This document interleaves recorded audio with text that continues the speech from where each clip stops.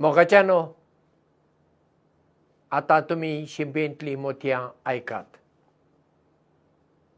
आज हांव तुमकां मुल्ला नसरुद्दीन हाची दुसरी एक काणी सांगता. मुल्ला नसरुद्दीन एक दीस शारांत गेलो आनी थंयसर ताका एकटो हकीम मेळ्ळो. हकीम म्हणल्यार दोतोर, मुस्लीम दोतोर, ताका हकीम म्हणटात. हकिमाक मुल्ला नसरुद्दीनाची वळख आसा आनी ताणें विचारलें, नसरुद्दीन बरो आसाय मू? तुजी फामील बरी आसा? तेन्ना नसरुद्दीन जाप दिवन म्हणलें, हांव बरो आसा, देव बरें करूं. पूण म्हजे घरकान्नीक आतां बरें आयकूंक येना आनी म्हाका आतां हुस्को जावंक लागला. आतां कितें केल्यार बरें? तेन्ना हकिमान म्हणलें, पिराय जातच सगळ्यांची आयकुपाची ताकत उणें जाता, इल्लें भेरेपण येता.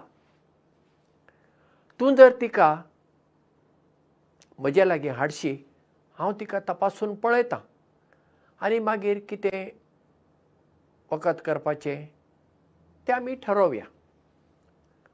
पूण आतां तूं एक गजाल कर. आतां तूं घरा वेताय न्ही, तेन्ना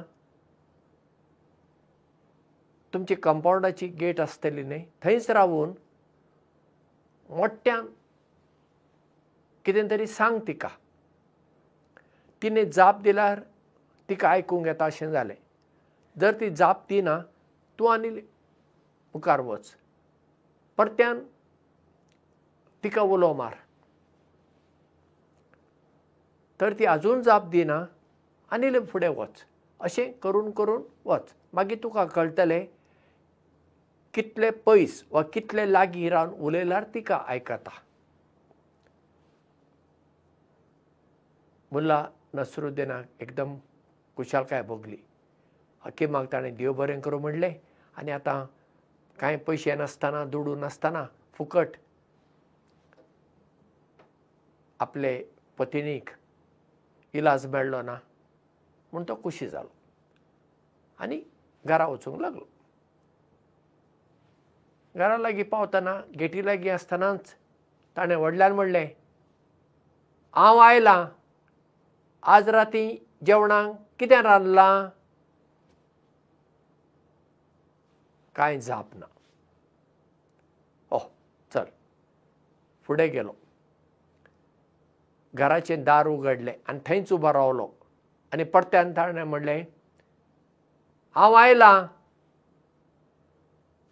आज रातच्या जेवणाक कितें रांदलां? घरकान्नीची जापूच ना. आतां नसरुद्दीन कुजनात रांदचे कुडीन गेलो आनी थंय दाराचेर रावून आनी मोठ्यान ताणें म्हणलें, हांव आयलां. रातच्या जेवणाक कितें रांदलां? ताची घरकान्न फातिमा थंयसर कितें तरी रांदताली रान्नीचेर आनी हांडयेंत अशी गुंडायताली कुलेर घालून. आनी अशें म्हणलें ना कितें रांदलां. ती रागान घुंवोन आपले हात एप्रनान पुसून म्हणाली, नसरुद्दीन तूं भेरो जालाय कितें? 2 फावटी तुका हांवें जाप दिली. आतां तिसरे फावटी आनी निमाणे फावटी सांगता, आज हांवें आमच्या रातच्या जेवणाक कोंबये मासाचो स्ट्यू केला, बिरयानी केला आनी एप्रिकॉट हाचो बरो हलवा केला. जाय जाल्यार खा, ना जाल्यार सोड.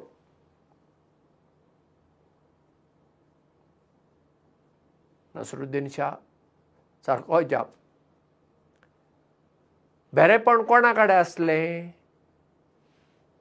फातिमा कडेन न्हय नसरुद्दीन मुल्ला कडेन. पूण ताका दिसलें आपणाची घरकान्न भेरी जाल्या. आमच्याय जिवितांत अशें घडटा.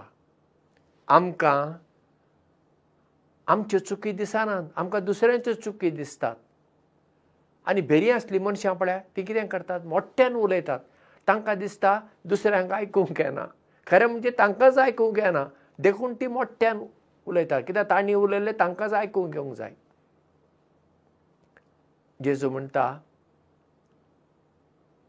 दुसऱ्यांच्या दोळ्यांत पडलेली बारीक एक काडी काडच्या पयलीं तुज्या दोळ्यांत व्हडली एक बडी पडला न्ही ती पयली काड. मागीर तुका दुसऱ्यांच्या दोळ्यांतली बारीक एक काडी, बारीक एक किसर काडूंक बरें दिसतलें. पयले आमी आमच्योच चुकी सारक्यो करून घेवंक जाय. आमच्या जिविताचेर आमी नदर घालूंक जाय.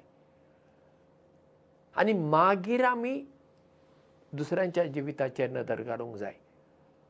पूण आमी कितें करता, आमच्यो चुकी धांपून दवरता आनी आमी सगळीं एकदम बरीं मनशां. आमच्या कडल्यान चुकीच जायना अशें चिंता आनी दुसरीं खोटी चुकी तीं करतात, तांचें चुकता असलें आमचें चिंतप. हातूंतल्यान कितें जाता, आमचो संबंद बिगडटा. आमचो संबंद जर बरो उरूंक जाय, आमी आमकांच पयलें सुदारून घेवंक जाय. आमचें जिवीत बरें जावंक जाय. जेन्ना आमचें जिवीत बरें जाता तेन्ना दुसऱ्यांक बरें करपाक आमकां जाता वा आमचें जिवीत पळोवन तीं बदलतात. सदांच आमी दुसऱ्यांच्यो चुकी दाखोवची गरज ना. तांचें बरें कितें आसा, बरे गूण आसा ते आमी दाखोवया आनी केन्नाय मागीर गरज पडल्यार तांची चूक दाखोवया. हातूंतल्यान संबंद उरतात, एकवट उरता, शांती येता आनी जिवितांत बदल घडटा. तर आमी मुल्ला नसरुद्दीना भाशेन आपलें भेरेपण वळखुचे सुवातेर ताका दिसलें फातिमाचें भेरेपण दिसलें. खरें म्हणजे फातिमा कडेन भेरेपण नासलें, तिका सारकें आयकूंक येतालें. तर आमी हें आमचें भेरेपण आसा, कानाचें म्हण हांव आमचें भितरलें भेरेपण तें पयलें काडुया आनी मागीर आमकां दुसऱ्यांचें भेरेपण उणें करपाक ताकत मेळटली.